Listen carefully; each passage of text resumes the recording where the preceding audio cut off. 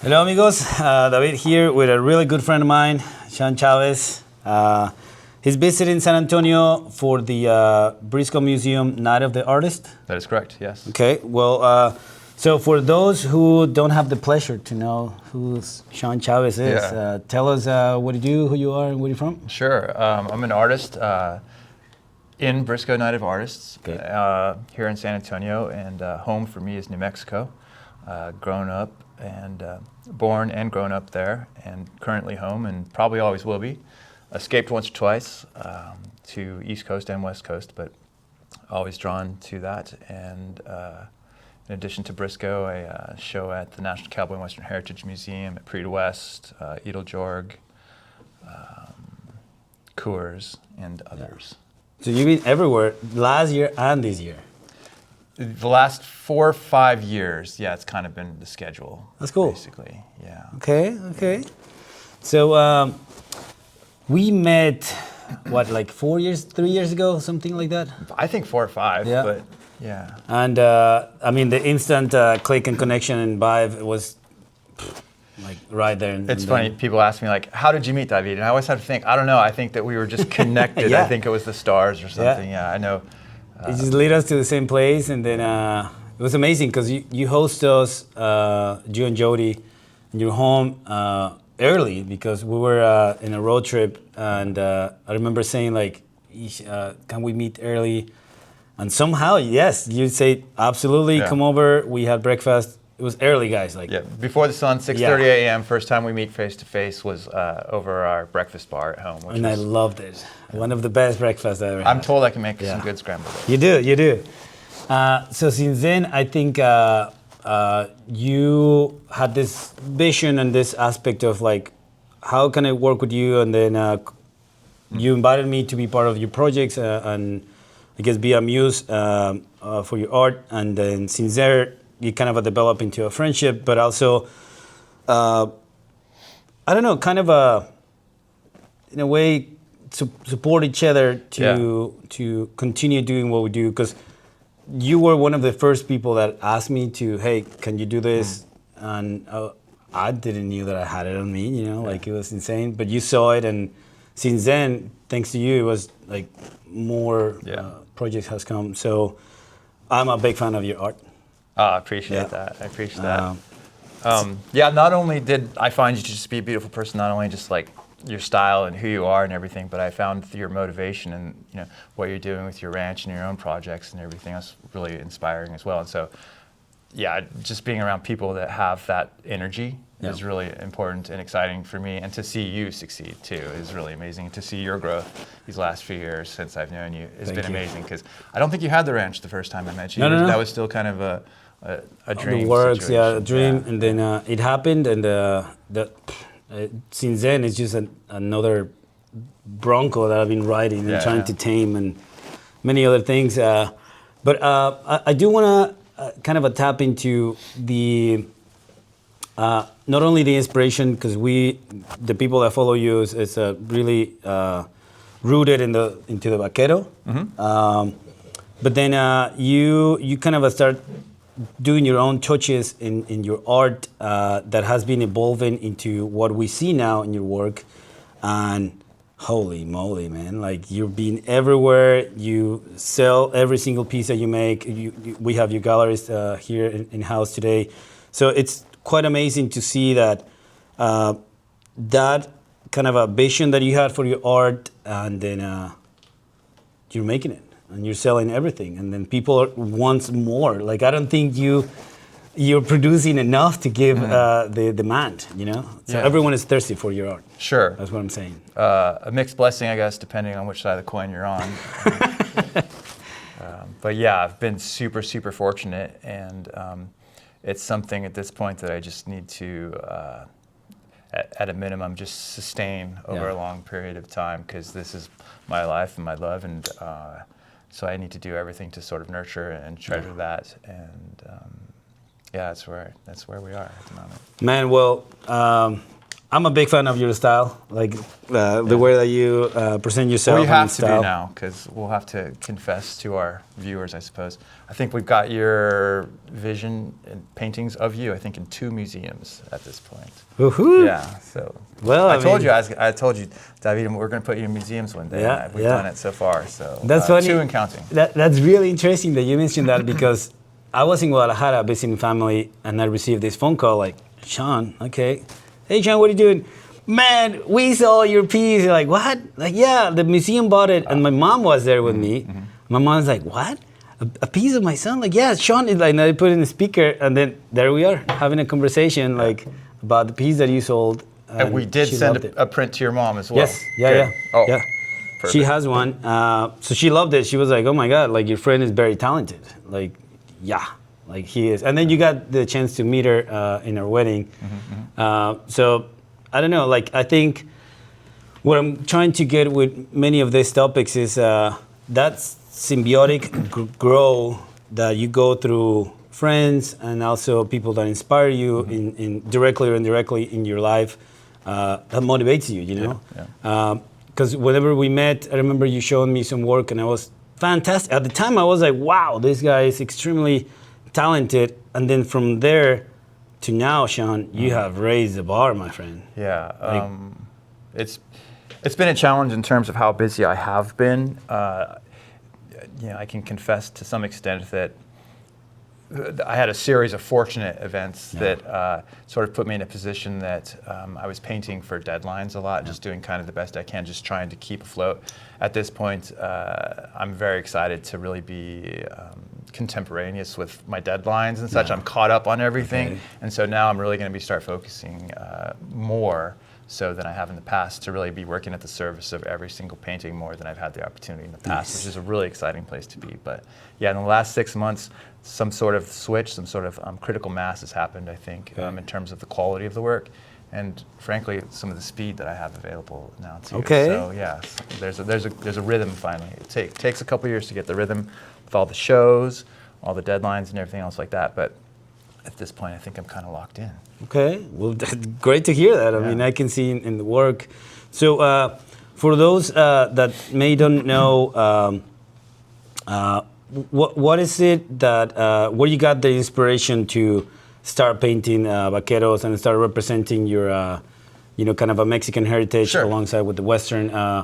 Where did that came from that you can share with us? My whole life I've been envisioning or sort of on this pathway to be where I am now. And what I mean by that is just being an artist. Yeah. There's always some sort of detours along the way that sort of distract you for a moment or two, but if it really is who you are and your passion, you'll get back on track. So sometime during what I call my second art career, which is what I'm in now,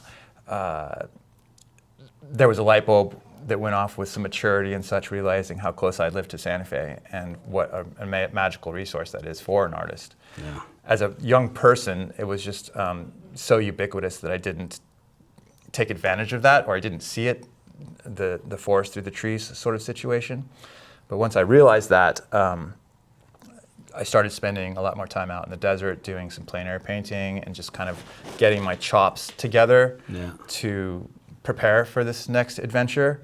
And always during those trips, spending a week out at Ghost Ranch, painting in a tent and such, making sure to stop by into Santa Fe and visit the galleries, and identifying galleries that I felt like would work with me or that I would be able to work with comfortably, and to identify where my niche within that is and how I could fit in to the Santa Fe art scene, but also stand out.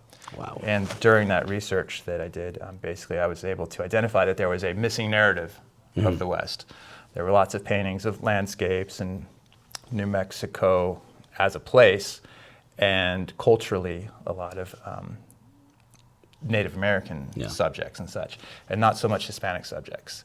And being in New Mexico, last name being Chavez, there's just a red light going on, or a green light, I guess, depending, and it's like, where is this part of that story? Yeah. And so that's how I chose my subject. I needed something that I could personally engage myself in with authenticity. Wow. And so having seen photographs of my ancestors on horseback, with firearms and badges even and such. Yeah. I was like, this is the place where I can go with some authenticity. That's amazing. So from there to now, is there a new topic that you're trying to explore secretly? Like maybe if you're playing with other... No, I want to continue and just really develop both my skills and the subject, but I think that something that I'm sort of self-critical with my artwork right now is that my subjects tend to be of a singular figure rather than a group of figures and such.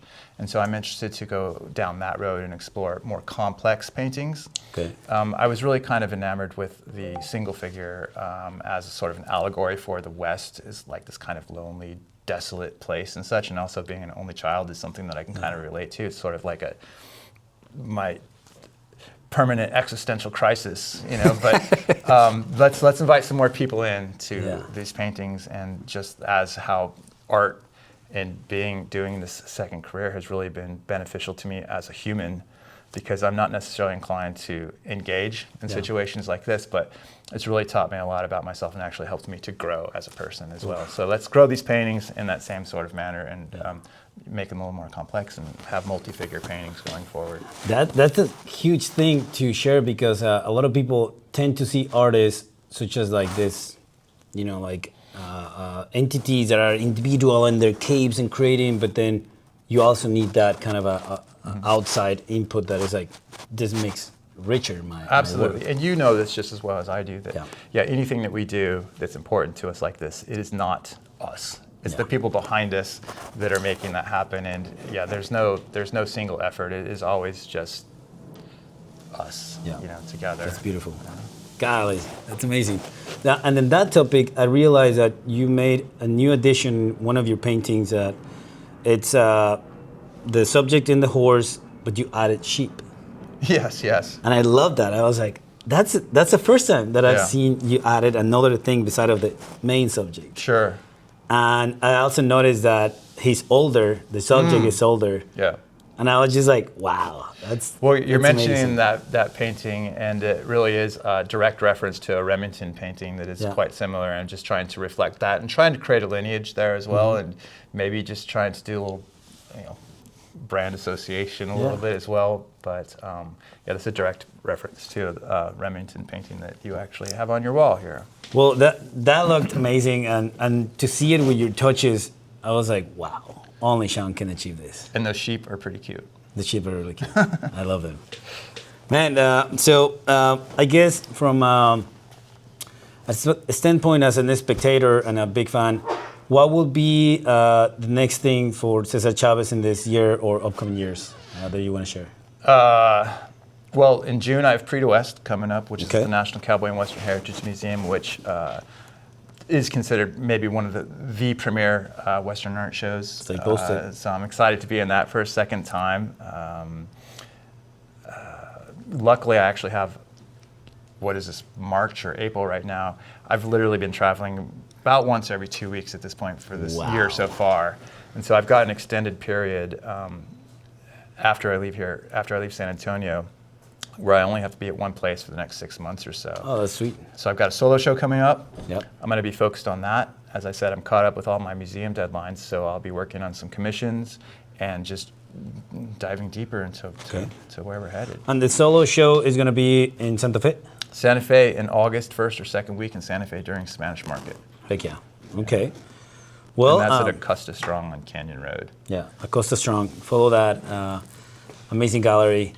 Well, is there anything else that you would like to share with us that can encourage others, or inspire others that are doing or thinking about getting into the Western art, that or any other discipline that is related to the Western?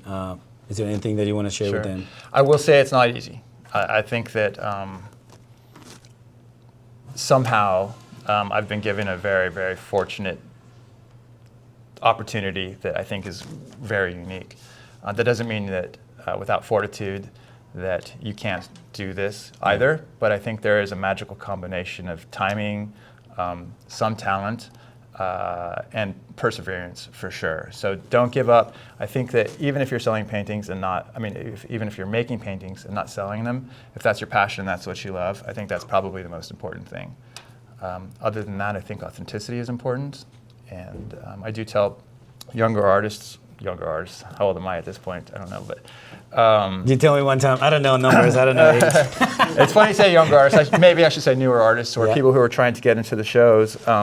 They ask me, well, how do you do it? And one of the most important things I say is to come to the shows, to experience them, whether you're in it or not. And then even if you only have one painting in the show, and even if it's a small work, come to the show and meet some people, shake some hands. That helps to develop both, I guess, your experience as an artist, but also expectations as an artist and a potential audience as well. And just the big advice. Be there. Yeah. Important. Show up. Even if it's just one piece, it's important. Yeah. I've only missed one show in the last 5 or 6 years, and that was because of the government shutdown or something at some point. And I would have been there, but I feel guilty. It'll pass. It'll pass. You're making up for all of that. Yeah, I'll be all right. But well, thank you so much for your time. Anytime that you want to stop by San Antonio, and this is your home. Likewise, you know that in New Mexico. Thank you so much, amigo. Appreciate it. Ciao.